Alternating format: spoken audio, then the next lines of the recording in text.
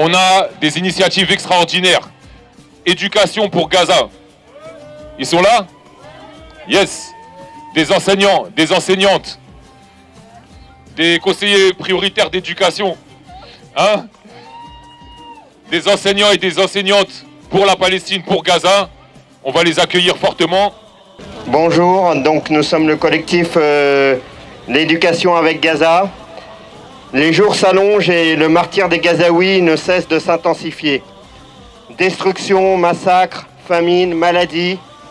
4000 étudiants et étudiantes, ainsi que 231 enseignants et enseignantes ont été tués.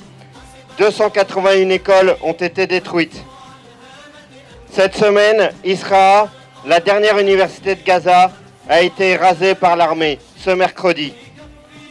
Le système éducatif n'est plus, et les rares écoles encore debout servent dorénavant de camps de réfugiés. Cette destruction du système éducatif à Gaza s'accompagne en Cisjordanie d'une multiplication des exactions des colons israéliens avec le soutien de l'armée contre les établissements scolaires. Selon le ministère de l'Éducation de l'autorité palestinienne, ce sont 38 écoles qui ont été attaquées en Cisjordanie depuis octobre dernier. 2 enseignants y ont été tués et 35 ainsi que 35 étudiants. Face à l'horreur, partout dans le monde, des manifestations ont lieu et des collectifs se constituent pour tenter de résister, pour ne pas seulement s'indigner. Des collectifs d'enseignants se sont créés en France, en Australie, aux États-Unis, au Canada, dans un Occident pourtant complice du génocide en cours. Nous avons, dans ce sens, rejoint l'appel international des enseignants pour un cessez-le-feu immédiat et permanent à Gaza.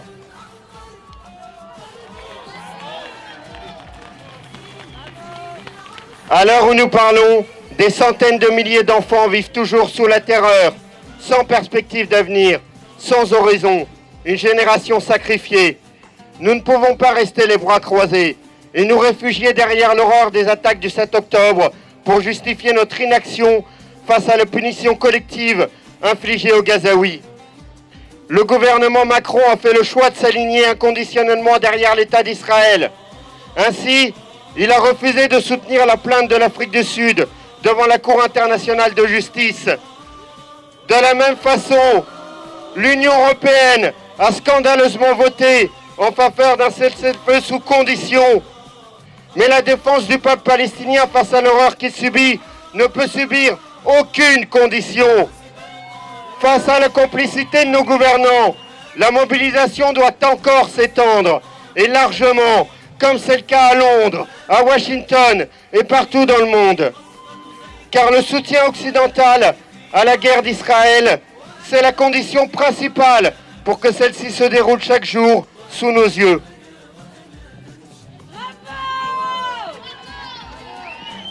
Face à l'insoutenable, nos organisations syndicales doivent appeler largement à la mobilisation. En ce sens, nous nous félicitons que plusieurs syndicats aient signé notre tribune. Il faut cependant toucher plus largement encore. C'est toute la communauté éducative, les personnels, enseignants de vie scolaire, les AESH, mais aussi les élèves, les étudiants, leurs familles qui sont concernés. Le droit à l'émancipation vaut pour les Palestiniens, les Palestiniennes, de même que le droit à l'éducation pour les Gazaouis. Historiquement, les syndicats se sont battus pour le droit à l'autodétermination des peuples, notamment en Algérie, au Vietnam et en Palestine. Nos syndicats doivent accentuer l'appel à la mobilisation dans l'éducation nationale.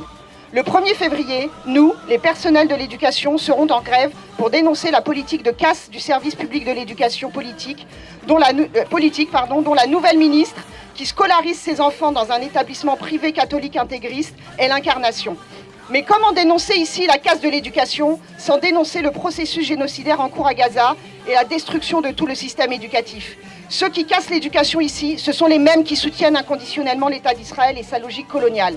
Justice, égalité, dignité, les combats que nous menons ici sont inhérents à ceux qui doivent se mener là-bas.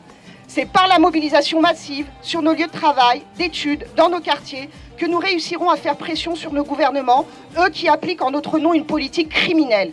C'est dans ce sens que nous avons constitué notre collectif, aux côtés des autres collectifs professionnels, comme ceux des soignants, des avocats, des journalistes.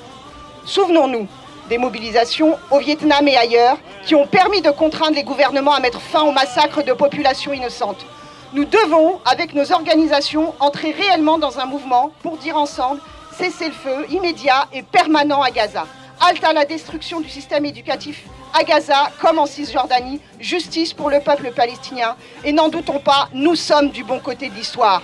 Enfants de Gaza, enfants de Palestine, c'est l'humanité qu'on assassine.